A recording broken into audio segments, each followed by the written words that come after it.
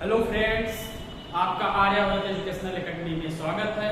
तो एक बार फिर हम नए लेक्चर के साथ आज फिजिक्स में जो है हमारा टॉपिक चल रहा है और उसमें अभी तक हमने सीख लिया है कि परावर्तन क्या होता है और इसके बाद हमने देखा कि जैसे प्रतिबिंब बनाना अर्थात प्रतिबिंब क्या होता है या प्रतिबिंब बनने के नियम के बारे में सीखे।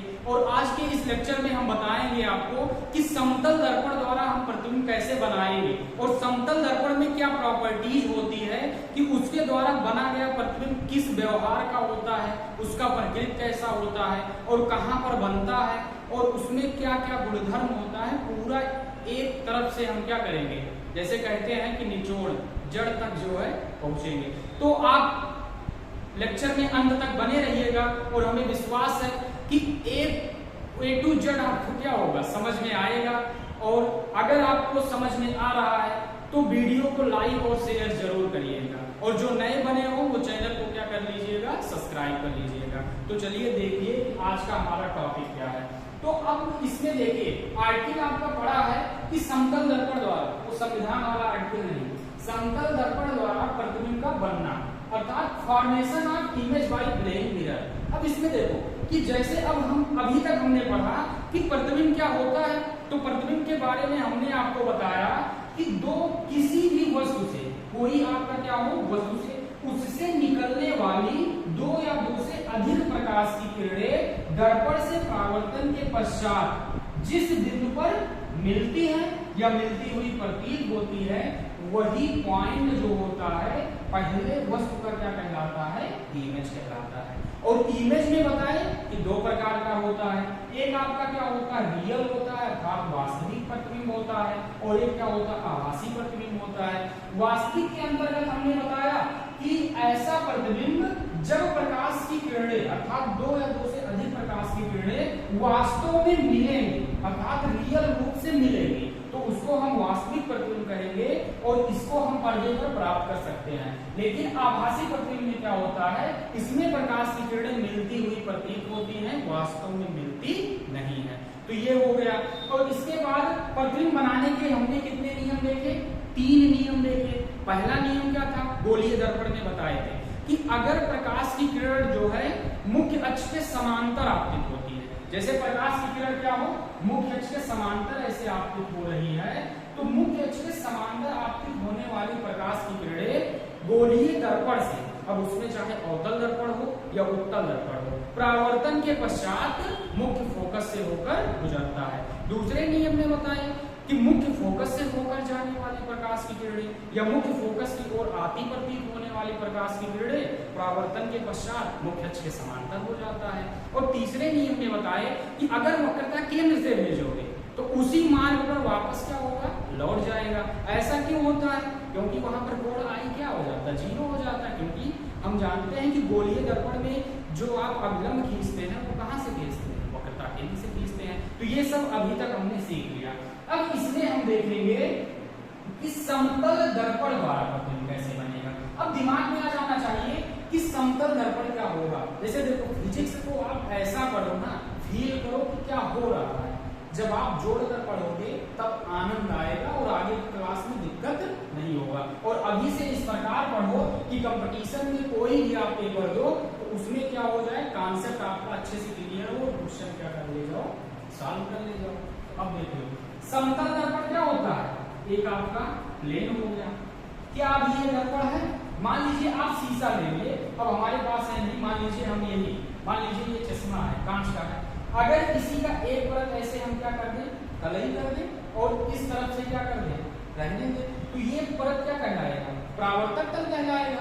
और ये क्या होगा, आपका तलई कर दिया जाएगा, तो यही क्या बन जाएगा, दर्पण बन जाएगा। घरों में तो शीशा देखे होंगे ना, उसमें देखिए एक कलर पीछे का भाग क्या किया जाता है, पेंट किया जाता है। और अगर उसी पेंट को आप निकाल दीजिए जो कलर किया होता है, तो जो सुबह आप अपना चेहरा देखते हो ना, देख नहीं पाओगे कभी अंदाज में ऐसा।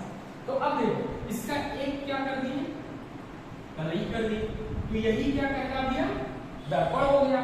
और समतल दर्पण क्यों कह दिए, क्योंकि ये सतह क्या होती है, प्लेन होती है, इसलिए इसको हम क्या कह दिए, समतल दर्पण कह दिए। अब इसके द्वारा हमको प्रतिबिंब बनाना कैसे बनाएंगे इसको पढ़ना है। तो जानते रहिएगा इसमें क्या होता है। मान लीजिए हमने यहाँ पर क्या रख दिया, एक वस्तु रखा, वो आपका क्या है, ऑब्जेक्ट है। इसके ऊपर आप समतल दर्पण ऐसे रख दीजिए, यहाँ पर वस्तु रख दीजिए, प्रतिबिंब आपको बनाना है किसी प्रकार से रखिए।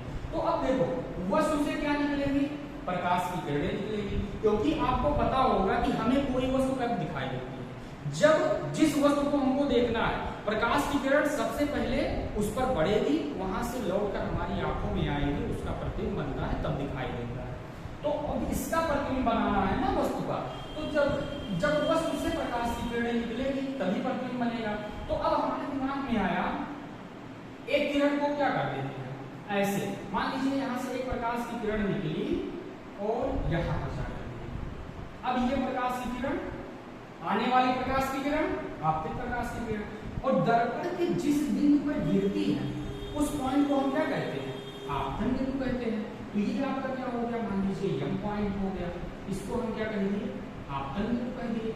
अब आपतन बिंदु आते ही दिमाग की बत्ती क्या होगी, जल गई, इसके पहले भी जलेगी। अब इसमें क्या किया जाता है, इसी पर आप क्या खींच देते हैं, अभिलंब, अर्थात इस पर हम क्या खींच देते हैं, नॉर्मल एक लंब खींच दिए।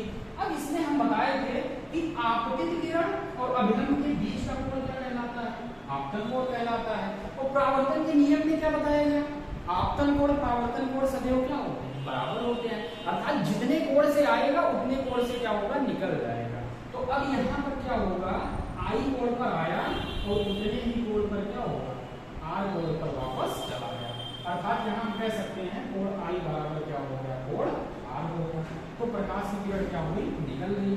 अब इसमें देखो क्या एक किरण से प्रतिबिंब बनेगा, नहीं बनता है। आपको प्रतिबिंब बनाने के लिए कम से कम कितनी किरण की आवश्यकता होगी, 2 किरण की आवश्यकता होगी। तो अब हम दिमाग में ये आया, एक किरण को मान लीजिए हम ऐसे भेज दिए, अब एक किरण को क्या कर दे, लंबवत ऐसे, एक किरण को ऐसे क्या कर दे, लंबवत भेज दे। तो जब लंबवत भेजेंगे तो इस पॉइंट को क्या कहेंगे, आपतन बिंदु कहेंगे, और आपतन बिंदु पर ही क्या खींचा जाता है, अभिलंब। तो इसी पर जब अभिलंब आप खींचोगे तो बताओ, जब अभिलंब खींचोगे तो अभिलंब और आपतन किरण के बीच कोण कितना होगा, आई 0 होगा। और जब आपका आपतन कोण 0 होगा उसी कंडीशन में आर भी क्या हो जाएगा, 0 हो जाएगा।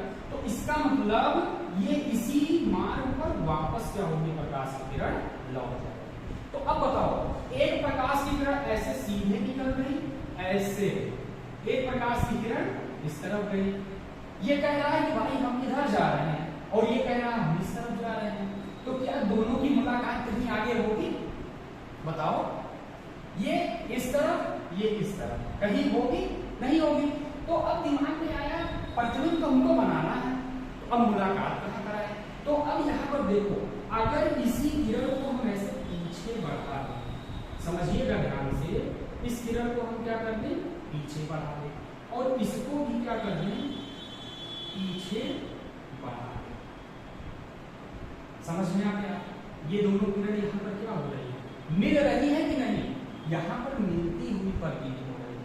अब देखो इनको अगर हम, ये इधर गया ये इस तरफ गया, तो क्या कभी मिलेंगी, भविष्य में 2-4 वर्षों अरब वर्षों के बाद भी कभी क्या मिलेंगी, इसका रास्ता इधर है, इसका रास्ता इधर है, नहीं मिलने का चांस है। लेकिन अगर इसको हम पीछे बढ़ा देंगे तो ये दोनों प्रकाश की किरण यहाँ पर क्या हो रही है, मिलती हुई प्रतीत हो रही है। अर्थात हम कह सकते हैं कि इस पॉइंट पर जब 2 प्रकाश की किरणें मिल रही हैं या मिलती हुई प्रतीत होती है तो वही पॉइंट आपका क्या कहलाता है, इमेज कहलाता है। किसका, पहले का वस्तु आपका यहाँ था और इमेज कहाँ बना, इस पर बना।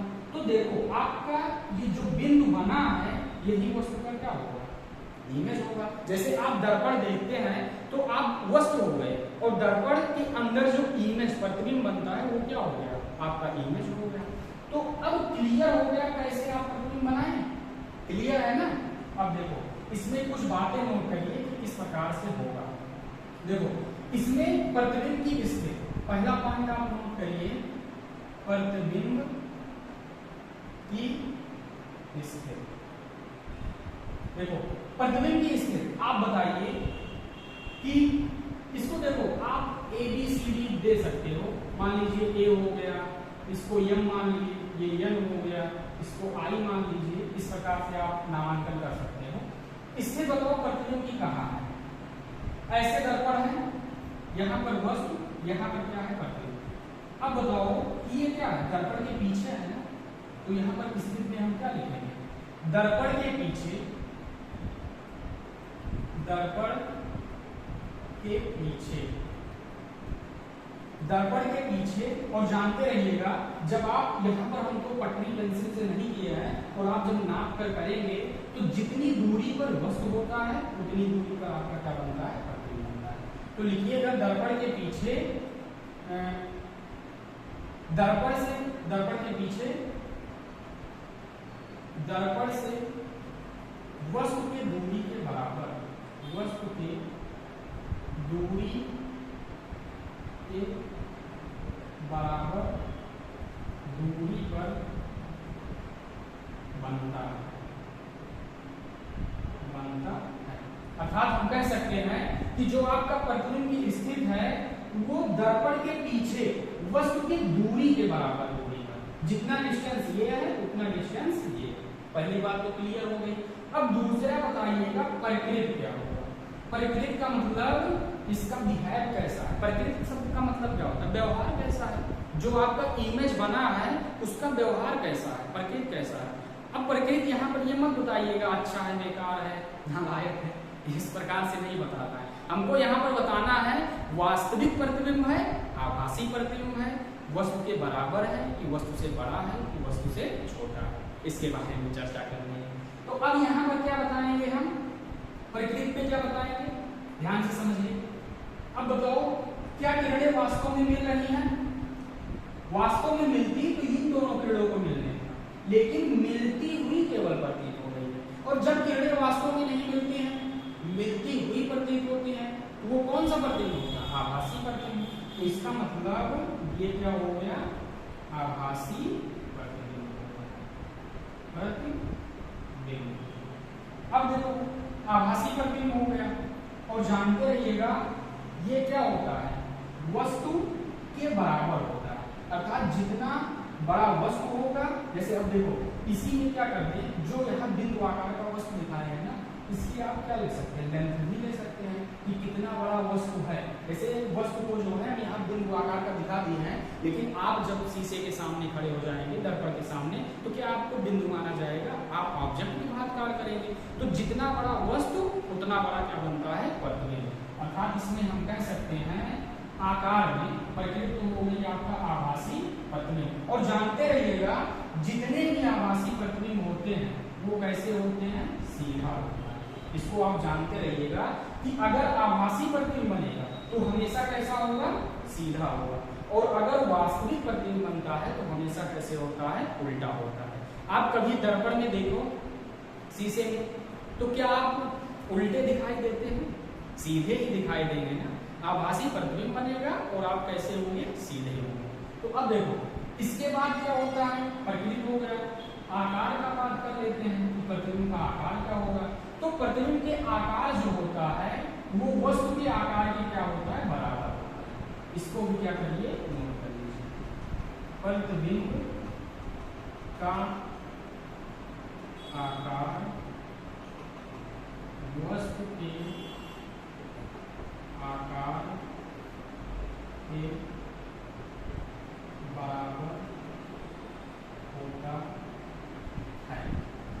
तो अब देखो इसमें जो है सबसे पहले आप क्या करिएगा, प्रतिबिंब बनाने के लिए दर्पण लीजिए, ये क्या है, M1M2 मान लीजिए। इसके सामने x दूरी पर मान लीजिए कोई ऑब्जेक्ट रखा है, इसका क्या करिए, एक प्रकाश की किरण भेज दिए, परावर्तन किए, एक लंबवत भेजे, इसी मार्ग पर वापस लौट गया। ये दोनों कहीं नहीं मिलेंगे। इसको जब पीछे बढ़ाएंगे तो आई अर्थात मान लीजिए बी पॉइंट है, इस पर मिले, तो यही आपका क्या हो गया, इस ऑब्जेक्ट का इमेज हो गया। अर्थात क्या बन गया, प्रतिबिंब बन गया। क्योंकि किरणें वास्तव में नहीं मिल रही हैं, मिलती हुई प्रतीत हो रही हैं, इसलिए प्रतिबिंब कैसा होगा, आभासी होगा। और जब आभासी होगा तो क्या होगा, सीधा होगा। और प्रतिबिंब की स्थिति क्या है, दर्पण के पीछे जितनी दूरी पर वस्तु होगा उतनी दूरी पर क्या बनेगा, प्रतिबिंब बनेगा। और आकार कैसा है प्रतिबिंब का, प्रतिबिंब का आकार वस्तु के आकार के बराबर होता है। तो इतना पॉइंट क्या करिए आप नोट कर लीजिए। अब इसके आगे जो है इससे रिलेटेड और बातें हम करते हैं, तो स्क्रीनशॉट ले सकते हैं।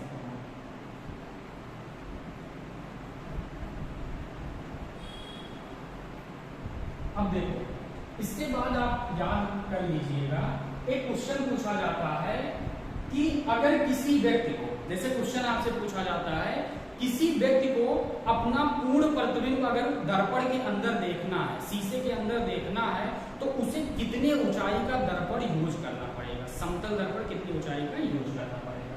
तो क्वेश्चन क्या है, किसी व्यक्ति को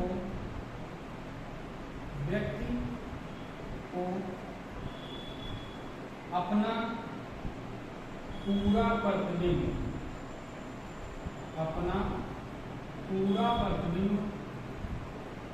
देखने के लिए कितने ऊंचाई का समतल दर्पण की आवश्यकता होगी, अब इसका आंसर क्या होगा, व्यक्ति की ऊंचाई का आधा। जैसे मान लीजिए व्यक्ति कितना 50 सेंटीमीटर है, तो उसकी ऊंचाई का आधा 25 सेंटीमीटर का हमको क्या लेना पड़ेगा, दर्पण लाना पड़ेगा। अगर अपनी पूरी लंबाई हमको क्या करना हो, दर्पण में देखना हो। आप 100 सेंटीमीटर का व्यक्ति है या कोई वृक्ष है, किसी का अगर प्रतिबिंब आपको पूरा देखना है, तो जितना उसका ऊंचाई है उसी का क्या करिए, आधे का आप दर्पण ले आइए, आपको आसानी से क्या होगा, दिखाई देगा। तो यहाँ पर आंसर लिख लीजिएगा, ये क्या है, व्यक्ति है ना, यहाँ लिखिएगा व्यक्ति के ऊंचाई का आधा। अर्थात हम कह सकते हैं अगर व्यक्ति की ऊंचाई h है तो आपके दर्पण की लंबाई अर्थात दर्पण की ऊंचाई कितना लाना पड़ेगा, h/2 लाना पड़ेगा। अभी इस पर हम क्या करते हैं, क्वेश्चन करा देते हैं। तो इस पॉइंट को भी क्या करिए, नोट कर लीजिए। अब देखिए इसके बाद एक पॉइंट आता है, अगर कोई वस्तु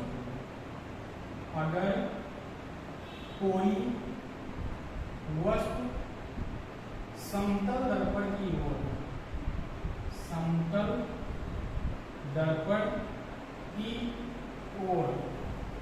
भी वेग से आ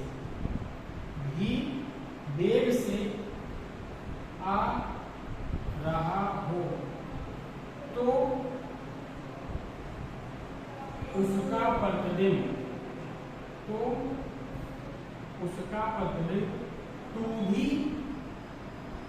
वेग से उसकी ओर आता हुआ प्रतीत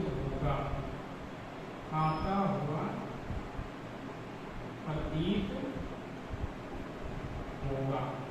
अब इसमें देखो, इसमें क्या है कि अगर कोई वस्तु समतल दर्पण की ओर भी वेग से आ रहा हो, तो उसका प्रतिबिंब 2v वेग से उसकी ओर आता हुआ प्रतीत होगा।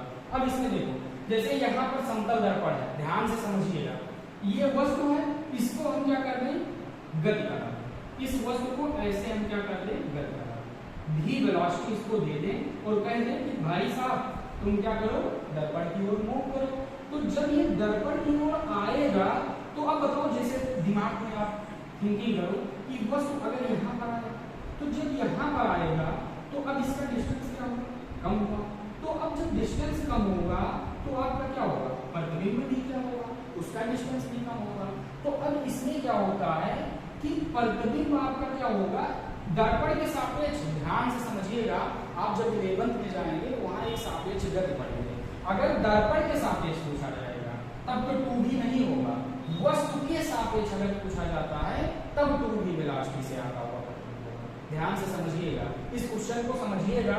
यहाँ हम आपको लिखाए हैं उसका प्रतिबिंब 2v वेग से उसकी ओर आता हुआ प्रतीत होगा, और किसके सापेक्ष, वस्तु के सापेक्ष। और दर्पण के सापेक्ष ऐसा नहीं होगा। जब आप सापेक्ष गति पढ़ेंगे तो वहां समझ में आ जाएगा। तो देखो ये प्रतिबिंब वस्तु जो है जब इसकी ओर भी वेलोसिटी से आएगा तो जो यहाँ पर प्रतिबिंब है ये कितने वेलोसिटी से इसकी ओर जाएगा, दर्पण की ओर, तो भी वेलोसिटी से जाएगा। तो ये बात भी आपको क्या हो गई होगी, क्लियर हो गई होगी। तो अब हम समझते हैं, इस पर सवाल लगाते हैं किस प्रकार से होगा। इतना क्या करिए,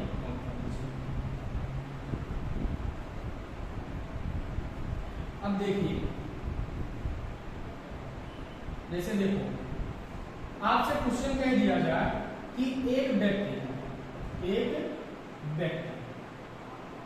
जो 140 सेंटीमीटर लंबा है,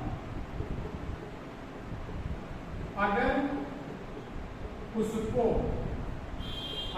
उसको अपना पूरा प्रतिबिंब समतल दर्पण में देखना हो तो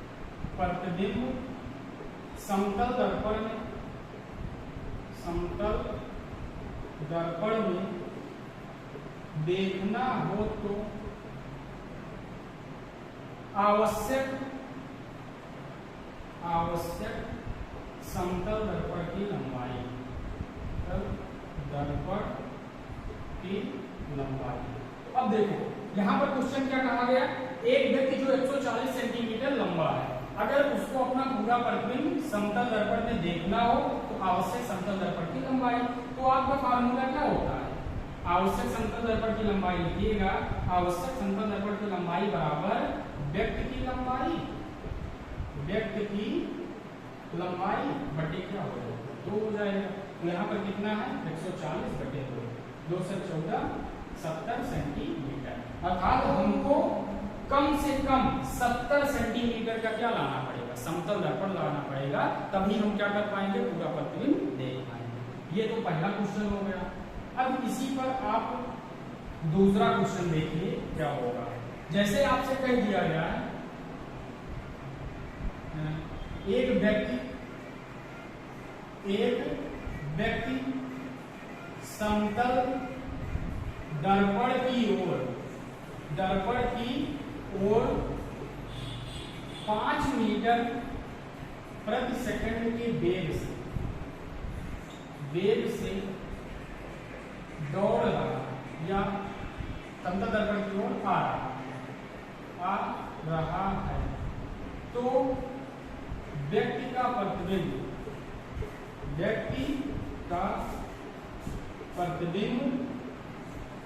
कितनी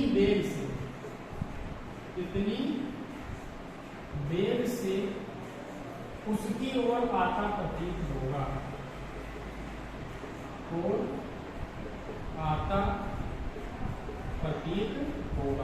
तो अभी हम फार्मूला क्या बताए थे कि अगर कोई वस्तु या व्यक्ति समतल दर्पण की ओर भी वेलोसिटी से आ रहा है तो उसके सापेक्ष उसका प्रतिबिंब कितनी वेग से आता प्रतीत होगा, 2 ही वेग से। तो आपका आंसर क्या हो जाएगा, 5 मीटर प्रति सेकंड से ये क्या है, व्यक्ति समतल दर्पण की ओर आ रहा है, उसका प्रतिबिंब कितने वेग से आता हुआ प्रतीत होगा, 2 ही वेग से। तो 2 × 5 कर दीजिएगा, अर्थात 10 कितना मीटर प्रति सेकंड हो जाएगा। इसका आंसर ये होगा। समझ में आ गया है ना किस प्रकार से लगेगा। तो अब इस प्रकार से कोई भी क्वेश्चन आ जाएगा, आप क्या कर लेंगे, लगा लेंगे। अब इसमें हम एक और कॉन्सेप्ट बता देते हैं कि जैसे कह दिया जाए कि 2 समतल दर्पण को, जैसे इसमें आपसे कह दिया जाए कि मान लीजिए एक समतल दर्पण ये है और एक समतल दर्पण क्या है, ये है। 2 समतल दर्पण जो है 60 डिग्री या थीटा डिग्री एंगल पर क्या है, झुके हुए हैं। तो आपसे कह दिया जाए कि बताओ इनके द्वारा कोई वस्तु अगर बीच में रख दी जाए, यहाँ पर कोई वस्तु रख दी जाए, तो अब बताओ कितने प्रतिबिंब बन सकते हैं, तो यहाँ पर फार्मूला भी केवल आप जानते रहिएगा और आपके लेवल में भी टेंथ में इतना ही पूछा जाएगा, क्योंकि आगे जब 12th में आप जाएंगे तो वहाँ जो है इसका प्रतिबिंब निकालने का फार्मूला अलग है, जैसे वही रहेगा, लेकिन उसमें हमको देखना पड़ेगा कि सममित कब बन रहा है, असममित कब बन रहा है, और एक नियम भी होगा, उसके आधार पर हम निकालेंगे। लेकिन आपको अभी यहाँ केवल इतना ध्यान रखना है, n बराबर प्रतिबिंबों की संख्या बराबर 360 बटे थीटा माइनस 1। यही फार्मूले आप रखेंगे और आपका क्या आ जाएगा, प्रतिबिंब की संख्या। अब इसके बीच अगर कोण 60 डिग्री है, जैसे 60 डिग्री दोनों जो समतल दर्पण दोनों झुके हैं उनके बीच का कोण कितना है, 60 डिग्री है। तो अब पूछ ले बताओ कि इनके बीच अगर वस्तु रख दिया जाए तो अधिकतम कितने प्रतिबिंब बन सकते हैं। तो जानते रहिएगा यह बराबर क्या हो जाएगा, 360/60 -1 हो जाएगा। और यहाँ आपका क्या हो जाएगा, 6×36, 6 में से 1 गया कितना, 5 प्रतिबिंब। अर्थात जब दो समतल दर्पण 60 डिग्री कोण पर झुके रहेंगे तो उनके बीच अगर किसी वस्तु को रख दिया जाए तो अधिकतम प्रतिबिंब कितना बनेगा, 5 बनेगा। और अगर ऐसा क्वेश्चन दे दिया जाए कि दो समतल दर्पण जो है 90 डिग्री पर रखे गए हैं, कितने पर, 90 डिग्री पर, यहाँ पर वस्तु रख दिया जाए तो बताओ कितना होगा। तो फार्मूला क्या है, n बराबर 360/90 -1। इसका कितना होगा, 4 - 1 बराबर कितना होगा, 3। अर्थात जब 90 डिग्री पर रखा जाएगा तो प्रतिबिंब कितना बनेगा, 3 बनेगा। तो ये भी आप जानते रहिएगा, पूछा जा सकता है। अब इसी में देखिए कि अगर जो है दोनों दर्पण, जैसे दोनों जो समतल दर्पण है ऐसे रख दिया जाए, एक समतल दर्पण ये और एक समतल दर्पण ये, अर्थात अब बताओ ये दोनों समतल दर्पण कैसे हैं, समांतर है ना। जैसे अब देखो सही से बना दीजिए, समांतर का मतलब ये समांतर रेखा क्या होता है, ऐसे दो रेखा जिनके बीच की दूरी कभी बदलने ना पाए और अनंत तक आप बढ़ाइए कहीं ये क्या हो, कट भी ना करे, उसी को हम क्या कहते हैं, समांतर रेखा कहते हैं। तो अब बताओ इन दोनों दर्पण के बीच एंगल कितना है, क्या किसी कोण पर ये झुके हैं, यहाँ क्या था 45 डिग्री, मान लीजिए हो सकता है, ये हो सकता है 70 डिग्री। लेकिन अगर ये क्या है, किसी कोण पर नहीं झुके हैं, तो जानते रहिएगा दो समांतर रेखाओं के बीच का जो कोण होता है वो कितना होता है, 0 डिग्री होता है। तो बताओ इनके बीच अगर वस्तु रख दिया जाए तो कितना प्रतिबिंब बनेगा, आंसर ये है आपका क्वेश्चन है। तो इसका आंसर क्या देंगे, n बराबर 360/θ -1 फार्मूला लगाएंगे। तो 360 थीटा के स्थान पर 0 रखेंगे, -1। अब देखो आपको हम यहाँ बता देते हैं कि 1/0 आप पढ़े होंगे कि 0/1 की वैल्यू क्या होती है, 1 शून्य शून्य, यहाँ क्या आ जाता है, 0 आ जाता है। ये आप है ना, देखो 1/0/1 अर्थात 1 का भाग जब 0 में देंगे कितना आता है, 0 आता है। तो अब आपसे पूछ लिया जाए कि 1/0 की वैल्यू क्या होगी, 1/0 की वैल्यू क्या होगी। तो जानते रहिएगा कि जो 1/0 की वैल्यू होती है वो क्या होती है, अनंत होती है। अनंत का मतलब इनफाइनाइट होती है, इसकी कोई वैल्यू नहीं होती है, इसकी क्या होती है, अनंत। अब अनंत कोई ये नहीं है कि 1000 2000 3000, अनंत को क्या है, असीमित है, पता नहीं कितना है। तो जानते रहिएगा कि 1/0 की वैल्यू क्या होती है, अनंत। तो ये आपका क्या हो जाएगा, इन्फिनिटी हो जाएगा, अनंत हो जाएगा। और अनंत में से एक घटा दोगे तो क्या आएगा, अनंत। जैसे समुद्र में से अगर 1-2 बाल्टी आप पानी उठा लाइए, ऐसे समुद्र का जल भरा है, उसमें से गए आप 1-2 बाल्टी पानी ले आए, तो क्या समुद्र के जल पर कोई प्रभाव पड़ेगा। उसी प्रकार से अनंत में से अगर एक घटा दोगे तो क्या होगा, अनंत ही होगा।